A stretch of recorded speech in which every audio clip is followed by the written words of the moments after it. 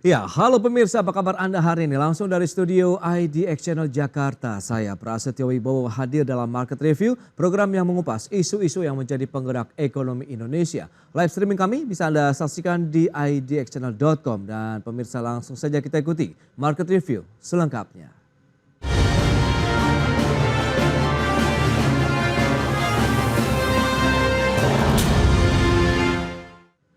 Ya, pemerintah hingga kini masih mengkaji skema baru program fasilitas likuiditas pembiayaan perumahan atau FLPP untuk tahun 2025. Di sisi lain, pengembang perumahan berharap pemerintah segera merilis skema baru FLPP agar bisa didistribusikan kepada masyarakat berpenghasilan rendah atau MBR. Pemerintah dalam hal ini Kementerian Perumahan dan Kawasan Permukiman hingga saat ini masih melakukan kajian terkait perubahan skema program fasilitas likuiditas pembiayaan perumahan atau FLPP yang akan diterapkan tahun ini. Revisi skema FLPP tersebut guna memperluas cakupan penyaluran program FLPP sehingga akan lebih banyak lagi masyarakat berpenghasilan rendah atau MBR yang bisa menikmati fasilitas KPR subsidi tersebut. Rencana perubahan skema penyaluran FLPP ini merupakan bagian dari strategi Kementerian PKP untuk mewujudkan program pembangunan 3 juta rumah per tahun. Dan salah satu skema yang tengah dikaji adalah komposisi pendanaan FLPP yang diusulkan menjadi 50% ditanggung pemerintah dan 50% didanai dari likuiditas perbankan. Sementara skema FLPP yang berlaku selama ini adalah perbankan hanya menanggung 25% pendanaan FLPP.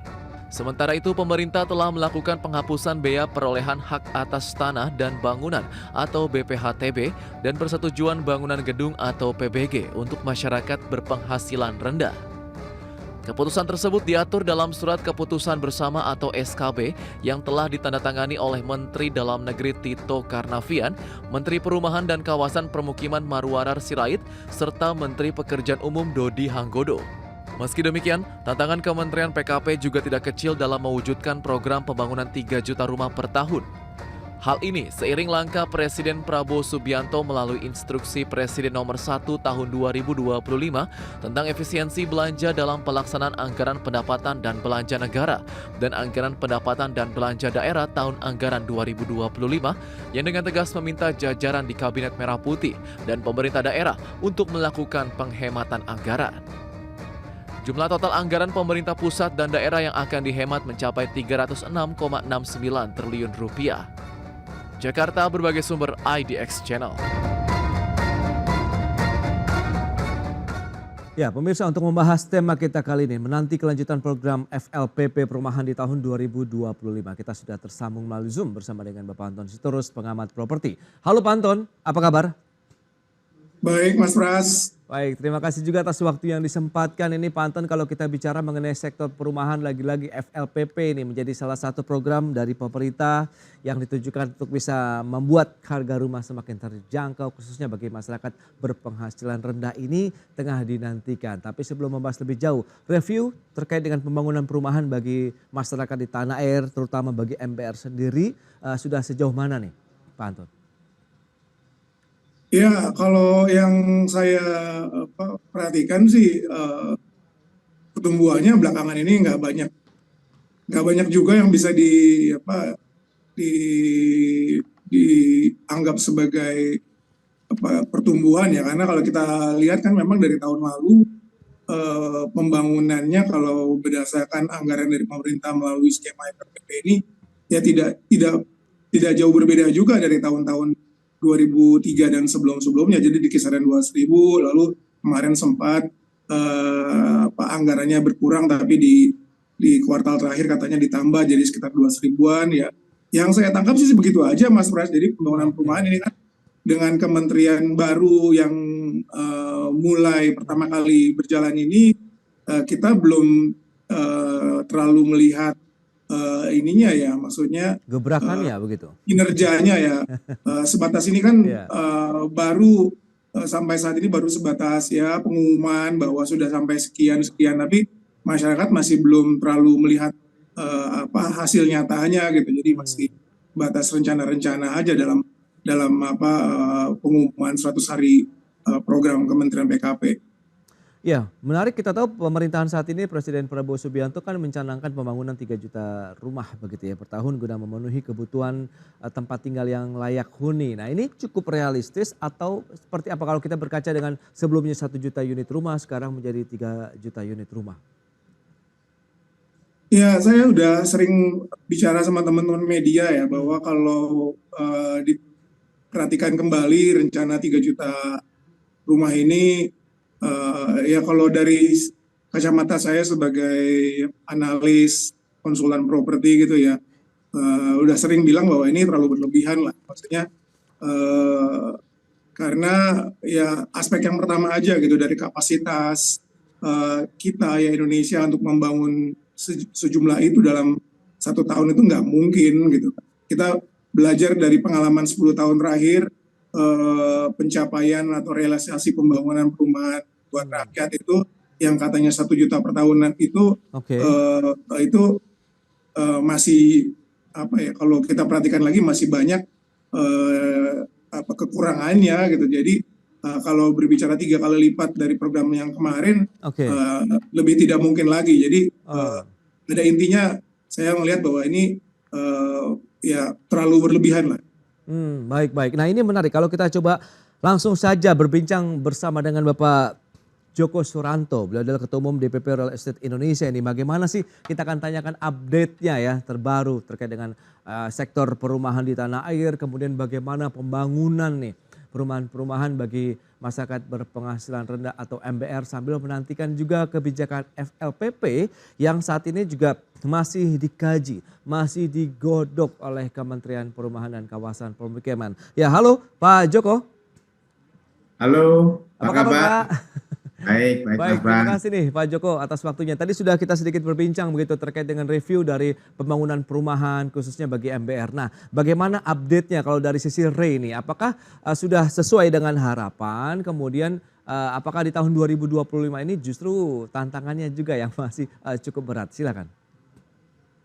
Terima kasih.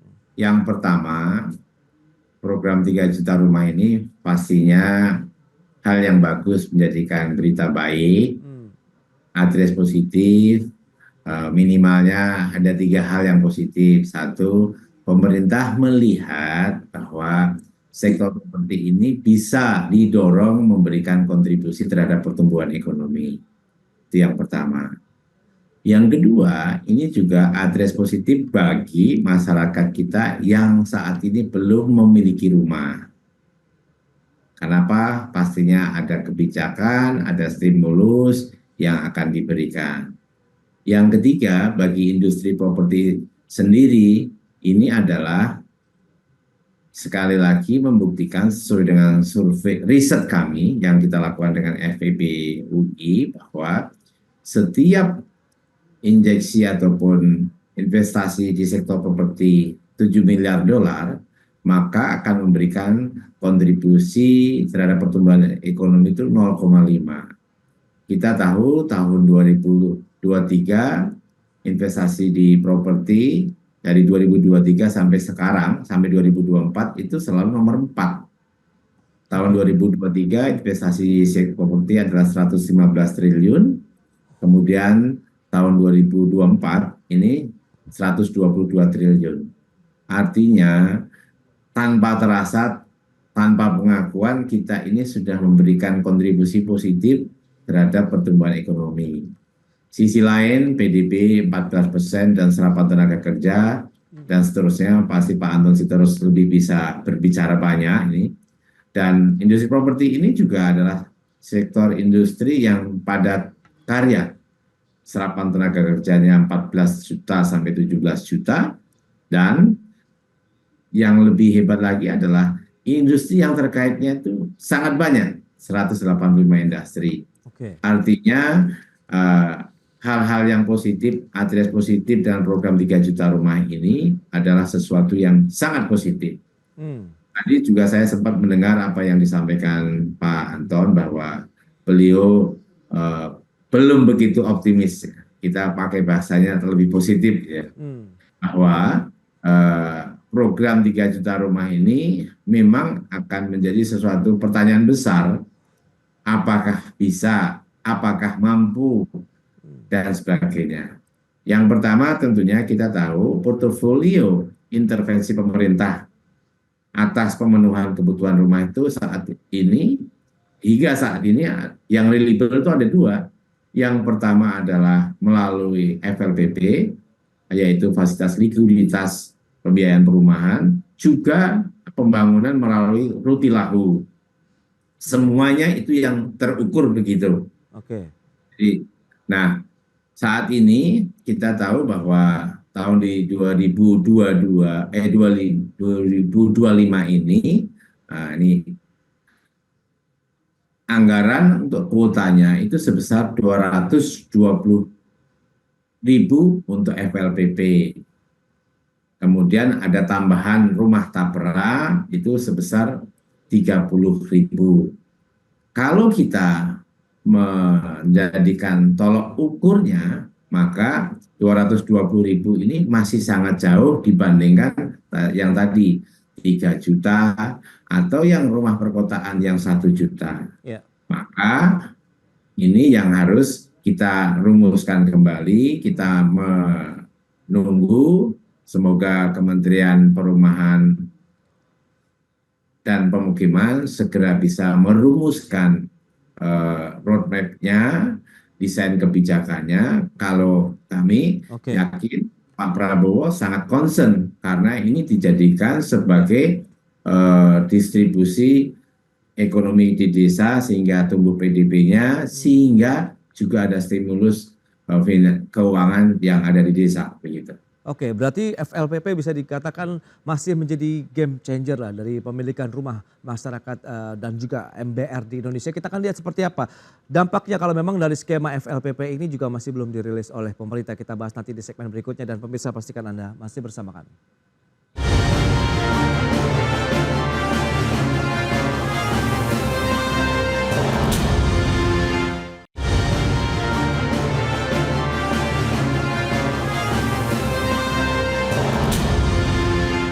Ya, terima kasih Anda masih bergabung bersama kami dalam Market Review. Dan pemirsa, berikut ini kami sampaikan data bagaimana kinerja dari realisasi program 1 juta rumah begitu yang sudah digadang-gadang pemerintah. Sebelumnya kita lihat dan kita cermati pergerakannya dari tahun 2015 sampai dengan Agustus 2024. Itu dia capaian-capaian yang berhasil dilakukan begitu untuk pembangunan rumah layak huni tentunya bagi masyarakat di Indonesia. Terakhir sampai dengan 2024 per Agustus itu mencapai 666.432 unit. Kalau kita bandingkan dengan beberapa tahun sebelumnya 2021 sampai dengan 2023 sudah di atas 1 juta unit. Dan berikutnya target pembangunan 3 juta rumah. Ini juga dibedakan 2 juta rumah untuk kawasan perdesaan, kemudian 1 juta rumah di kawasan perkotaan. Nah, lantas bagaimana dengan strategi pengadaan lahannya nih untuk program 3 juta rumah yang tadi memang ini masih menjadi tantangan tersendiri. Ini upaya-upaya yang dilakukan memanfaatkan aset perumahan existing, kemudian memanfaatkan tanah sitaan dari koruptor dan kasus lainnya, memanfaatkan tanah dari pemerintah provinsi dan kabupaten kota yang tidak digunakan, kemudian menggunakan lahan bekas HGU dan HGB dari Badan Pertanahan Nasional. Dan selanjutnya kita lihat penghasilan masyarakat berpenghasilan rendah yang bebas BPHTB dan PBG. Apa saja untuk wilayah 1, ini Jawa, Sumatera, Kalimantan, Sulawesi, Babel, kemudian Riau, Maluku, Bali, NTB, dan NTT itu 7 juta rupiah per bulan yang masih single. Sementara yang sudah menikah 8 juta rupiah per bulan. Sementara wilayah kedua itu di Papua dan sekitarnya 7.500.000 per bulan single, kemudian 10 juta rupiah per bulan yang sudah menikah. Baik, kita lanjutkan kembali perbincangan bersama dengan Bapak Joko Suranto, Ketua Umum DPP Rail, kemudian ada Pak Anton Sitorus, pengamat properti. Nah, Pak Anton, tadi kalau sudah disampaikan begitu optimisme, nampaknya memang menjadi suatu hal yang dimiliki saat ini oleh para pengembang yang masuk dalam real estate Indonesia. Nah, Anda melihat bagaimana tantangan tersendiri untuk pembangunan 3 juta rumah, FLPP juga yang tadi diharapkan roadmap-nya seperti yang Pak Joko sampaikan juga bisa segera dirilis juga ini, Pak Anton. Ya, seperti yang tadi disampaikan di awal Mas Pras. Jadi concern saya itu pertama adalah kapasitas ya, mesin produksi yang dimiliki oleh kita untuk memproduksi rumah sebanyak yang dibilang target 3 juta itu. Oke. Jadi kalau tadi belajar dari data yang ditampilkan mengenai pencapaian dalam 10 tahun terakhir, saya sebagai konsultan riset ya, saya mau mempelajari data-data tersebut, Mas Pras. Dan di situ kalau kita lihat secara detail breakdown-nya itu ada hal-hal yang sebenarnya menjadi concern gitu. Karena apa? Pertama ya dari pencapaian per tahun itu data rumah non NBR dimasukkan, lalu data rumah yang dibangun oleh swadaya masyarakat dimasukkan, data RTLH, program RTLH, renovasi rumah, perbaikan rumah, yang RTLH, BSPS itu dimasukkan. Jadi kalau kita perhatikan itu detail dari breakdown angka pencapaian per tahunnya itu menjadi pertanyaan, kok itu semua dimasukkan, padahal itu harusnya enggak. Kalau kita definisi perumahan rakyat dengan target MBR, kalau saya lihat-lihat itu dari semua data yang ditampilkan per tahun, itu paling yang benar-benar murni hanya 30%, 40%. Artinya, makanya saya boleh bilang bahwa dalam 10 tahun pencapaian yang katanya diklaim 11 juta, itu kalau saya lihat itu yang benar-benar itu hanya mungkin 30-40%. Dengan kondisi bahwa per tahun itu kita hanya bisa sekitar 300-400, paling tinggi 400 ribu lah gitu ya. Dan angkanya saya juga pernah bilang sama teman media bahwa angka itu nggak akan jauh dari angka FLPP dan Tapera gitu ya. Nah, dengan kondisi seperti itu sekarang, kalau pemerintah ingin mengupgrade, mengimprove data itu ke sesuatu yang jauh lebih besar, bahkan sampai 3 juta, nah kita lihat dulu nih mesin produksinya seperti apa. Nah, dari anggaran aja kita nggak jauh beda dari tahun-tahun sebelumnya, ya kan? Jadi cost-nya aja kita belum ada sampai cost-nya berkali-kali lipat dari yang sebelumnya. Itu aspek pendanaan. Lalu juga kita berbicara mengenai lahannya di mana aja, lalu dan banyak aspek lain yang makanya saya bilang tadi dari segi kapasitas kita ini belum akan bisa sampai angka 3 juta itu. Mana saya mungkin gini deh, secara singkat saya bilang kalau tahun ini bisa bangun 400 ribu aja itu udah hebat gitu, maksud saya gitu loh. Dan yang masyarakat butuhkan itu sebenarnya bukan pengumuman bahwa sudah dicapai sekian ratus ribu, sekian juta. Yang dibutuhkan masyarakat adalah itu proyeknya di mana sih? Soalnya banyak yang tanya, ya teman-teman saya tanya, itu program 3 juta rumah di mana sih? Lokasinya di mana? Harganya di mana? Berapa gitu ya? Kayak gitu-gitu yang ingin bukan sekedar bahwa nanti diumumkan sudah mencapai sekian, tapi kita pengen lihat hasilnya di mana. Jadi makanya saya juga sering bilang itu supaya kenapa nggak pemerintah itu membuat kayak pilot project lah, bahwa ini akan dibangun di provinsi ini pilot projectnya di sini. Baik, untuk Pak Anton. program 3 juta rumah. Jadi seperti itu, Pak Mas Pras. Kita langsung tanyakan saja. Pak Joko ini lantas bagaimana? Apakah benar-benar FLPP nantinya bisa menjadi game changer juga nih untuk membooster lagi nih pembangunan perumahan kita begitu untuk mengejar target ataupun menjadi bagian dari program 3 juta rumah di Indonesia? Oke. Jadi kalau kita melihat portofolio intervensi pemerintah yang reliable untuk menurunkan backlog atau untuk pemenuhan terhadap rumah masyarakat itu memang hanya FLPP. Pak Anton terus nggak salah, benar bahwa angka yang sudah diekspos tadi, capaian statistik tadi itu memang pasti menimbulkan banyak pertanyaan. Dari mana itu kan begitu. Oke, kembali kepada pertanyaan dari Mas Pras bahwa untuk MBR memang yang bisa diandalkan adalah FLPP ini, kecuali ya ada produk baru yang bisa didorong setidaknya yang di atas MBR. Kita tahu dari istilahnya memakai desil 1 sampai 4 untuk di kota besar sudah tidak bisa untuk bisa mengakses FLPP ini karena apa, RPC-nya ataupun daya belinya tidak sampai begitu, daya angsurnya tidak sampai. Kemudian yang 4 sampai 8 juta kita tahu kan FLPP itu yang bisa mengakses adalah mereka yang secara pendapatan itu maksimal 8 juta. Itu bisa FLPP. Nah, yang kedua kalau mau di-extend gradasinya dari pendapatan masyarakat itu adalah yang di atas 8 juta sampai 15 juta atau bahasa kita menyebutnya adalah masyarakat berpenghasilan tertentu karena mereka sudah pengennya memiliki yang di atas MBR, tetapi daya belinya, daya stimulusnya itu belum ada. Nah, itu juga bisa menjadi cara baru untuk memberikan dorongan pertumbuhan masyarakat yang penghasilannya di titik yang kita sebutkan tadi bisa mengakses perumahan. Kemudian kalau kita bicara lagi untuk rumah desa yang skemanya nanti akan dibiayai oleh pemerintah bentuk angsurannya, maka minimalnya otomatis harus memenuhi 3 hal, yaitu ada RDTR, karena rumahnya harus masuk di RDTR, sehingga apa? Karena tanpa masuk di RDTR maka dia tidak bisa mendapatkan PBG. Kemudian yang ketiga adalah bagaimana masyarakat yang di desa, yang petani dan sebagainya itu diofisialkan menjadi mereka punya pendapatan tetap dengan surat keterangan dan sebagainya. Nah, untuk menjadi kolateral maka harus ada sertifikat dahulu. Nah, cara mensertifikatkan ini berarti kan yang bekerja dahulu adalah BPN. Apakah institusi BPN sanggup untuk membuat RDTR-nya, membuat sertifikatnya, maka ini harus segera disegerakan, roadmap-nya disegerakan, kebijakannya, bahkan tadi yang disampaikan Pak Anton tadi benar, ya harus segera di pilot project-kan.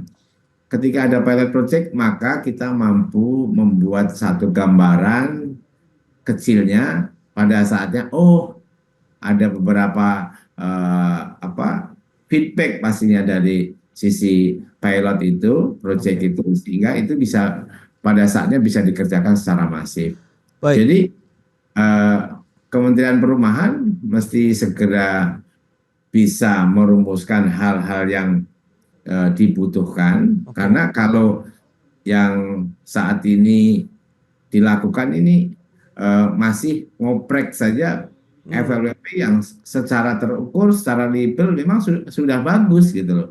Nah, yang tadi yang MBT, yang desa, yang pesisir itu saat ini belum bisa mendapatkan ruang atau penjelasan atau bahkan roadmap yang dibutuhkan, sehingga semuanya jelas, pelaku jelas, masyarakat jelas, pemerhati seperti Pak Anton juga punya jelas, hal yang jelas untuk dibaca sehingga bisa memberikan feedback bahkan. Begitu. Baik, nah Pak Anton, lantas dampak seperti apa yang dirasakan kalau memang belum ada rilis ataupun kepastian kelanjutan dari program FLPP di tahun 2025 ini dalam waktu dekat? Kalau menurut saya begini Mas Pras, FLPP itu kan yang mengelola kan BP Tapera ya. Ya kan? Dan FLPP itu kan sebenarnya kan skema zaman dulu tuh, ya kan, sebelum BP Tapera dibentuk kan. Jadi lalu BP Tapera diberi mandat untuk melanjutkan program FLPP. Tapi sebenarnya BP Tapera sendiri sebenarnya tugas utamanya adalah membuat skema Tapera, kan nama lembaganya BP Tapera, ya kan. Tapi sampai sekarang berapa tahun berjalan itu BP Tapera itu ya kita bisa lihat sendiri pencapaian skema Tapera itu kecil sekali. Ya kan, cuma berapa sih, 10.000 apa berapa tadi dibilang. Sementara FLPP itu 200 ribuan ya kan. Nah, makanya jadi pertanyaan, kenapa dulu bikin BP Tapera gitu. Kalau memang tujuannya membuat untuk meningkatkan kinerja dan sebagainya, ya kenapa? Nah, tapi memang kita tahu bahwa skema Tapera kan juga masih menjadi perdebatan, karena kan kemarin masalah semua karyawan mau itu ASN maupun swasta itu diwajibkan, itu kan masih jadi perdebatan juga kan, itu sampai sekarang kita nggak tahu sudah sampai mana itu masalahnya itu clearnya seperti apa. Jadi maksud saya gini, ya kalau saya pikir memang harus lembaga pengelolanya yang BP Tapera dalam ini mesti berbenah lah bagaimana untuk meningkatkan program yang dulu sudah berjalan baik, ditingkatkan, bukan malah jadi nggak aman-aman gitu jalan di tempat. Jadi kalau saya sih bilangnya gini ya, kalau misalnya tahun kemarin kita udah bisa 200 ribu ya, kalau misalnya pemerintah udah ada Kementerian PKP sudah lebih fokus ya, harusnya ditingkatin lah dari segi anggaran, jumlahnya, targetnya, dan juga skema di dalam pengelolaan BP Tapera itu sendiri gitu Mas. Baik. Nah Pak Joko, lantas seberapa banyak sih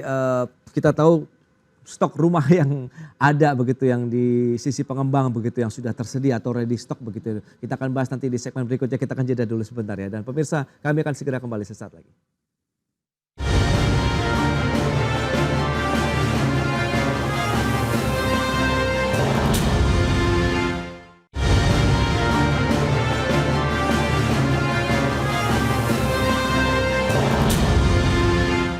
Ya, Anda masih menyaksikan Market Review pemirsa. Kita lanjutkan kembali perbincangan bersama dengan Bapak Antonius Torus, kemudian juga Bapak Joko Suranto DPP Real Estate Indonesia. Pak Joko, lantas kalau kita bicara mengenai saat ini sambil menanti kelanjutan dari program FLPP sendiri, lantas sudah berapa banyak nih unit-unit yang tersedia di tingkat pengembang sendiri yang masuk dalam kategori program FLPP ini? Terima kasih. Ya. Tadi disinggung mengenai FLPP. Kita kembali melihat FLPP menjadi sesuatu hal yang positif dalam pembiayaan perumahan, pengadaan rumah, ataupun juga memberikan akses masyarakat untuk rumah ini. Oke. Tapi kita tahu bahwa sebenarnya ini kan masalah likuiditas, masalah anggaran. Jadi ketika likuiditas perbankan itu memang bagus, cost of fund-nya rendah, maka sebenarnya ini juga bisa lebih besar. Bahkan tidak harus bergantung kepada APBN. Kalau kita bandingkan saja, misalkan kita tahu bahwa KUR itu subsidi pemerintahnya itu 10%. Jauh lebih besar daripada FLPP, dan subsidinya itu uangnya nggak kembali. Kalau FLPP ini uangnya kembali. Nah, ini yang harus kita sadarkan bahwa perbankan mestinya bisa mendorong pertumbuhan dananya sehingga bisa memberikan fasilitas FLPP itu lebih banyak. Oke. Semoga aja nanti pada saatnya ada penempatan dari negara lain itu bisa memberi dorongan yang lebih banyak.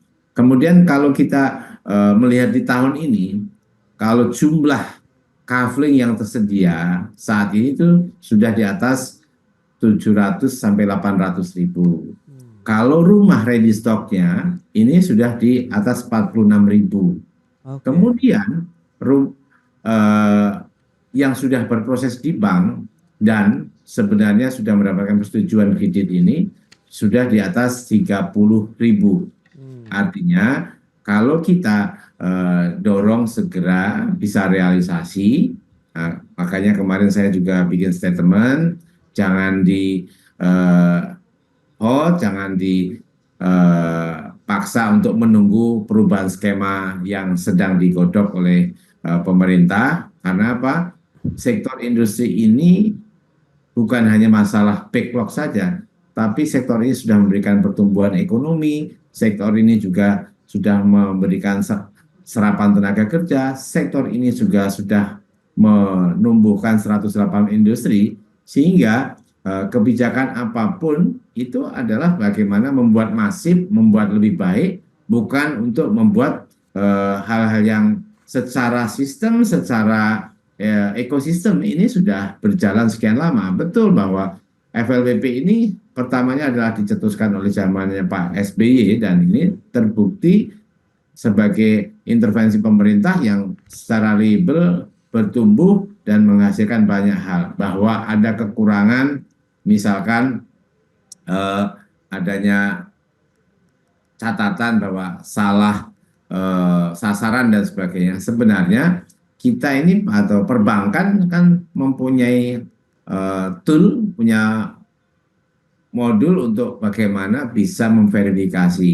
Tetapi sekali lagi, ketika kita bicarakan mengenai salah sasaran, maka sebenarnya perlu dicatat juga ketika masyarakat kita ini pada saat mendapatkan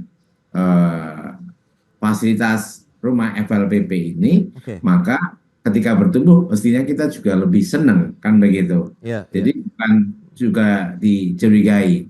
Nah, sekali lagi FLPP ketika saat ini masih ada APBN-nya, yang mendapatkan likuiditas itu adalah perbankan. Dan yang mendapatkan manfaatnya itu adalah masyarakat. Pelaku industri properti seperti kami ini sebenarnya bagian dari rantai pasok yang memberikan untuk membangun rumah, untuk menyediakan perumahan ini yang memang harus mengikuti ketentuan. Tetapi secara keuangan kami ini tidak mendapatkan dampak atas fasilitas likuiditas itu. Baik Pak Joko. Nah, terakhir, bagaimana Pak Anton Anda melihat proyeksi ke depan begitu? Apakah FLPP ini benar-benar akan berlanjut dengan skema yang mungkin win-win solution juga untuk bisa mendukung pembangunan perumahan di Indonesia bagi masyarakat MBR dan mengejar target 3 juta rumah tadi?